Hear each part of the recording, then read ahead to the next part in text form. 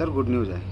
आयोगाने group C मधून typing taste रद्द केलेली आहे आणि आयोगाने खरंच हा निर्णय खूप छान घेतलेला आहे. त्यामुळे आपल्या सर्व मुलांना आता कुठंतरी दिलासा मिळालेला आहे. कारण कसं आहे, क्लास 2ला 2 टप्पे आहेत आणि क्लास 3ला 3 टप्पे आहेत आणि कुठेतरी हा अनफेअर होता.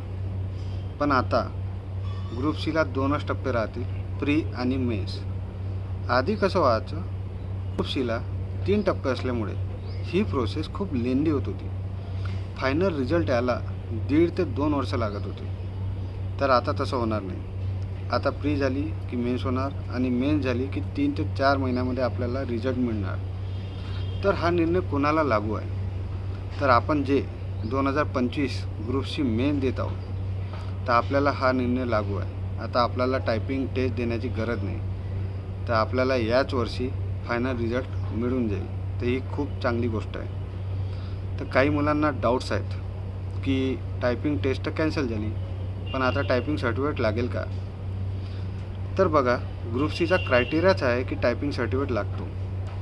टायपिंग सर्टिफिकेट लागणारच आहे. फॉर्म भरताना आपल्याला टायपिंग सर्टिफिकेट द्यावं लागेल, तेही गोष्ट समजून घ्या. मेन्सची पण डेट आलेली आहे आणि डेट दिली आहे 12 जुलै आणि खूप चांगला चान्स मिळालेला आहे रिव्हिजन करण्यासाठी. तर टार्गेट हा ओपनचा ठेवा. जेवढे चांगले मार्क्स असतील तेवढी श्युअरिटी राहणार जॉबची. तर भेटूया पुढच्या व्हिडिओमध्ये. थँक्यू.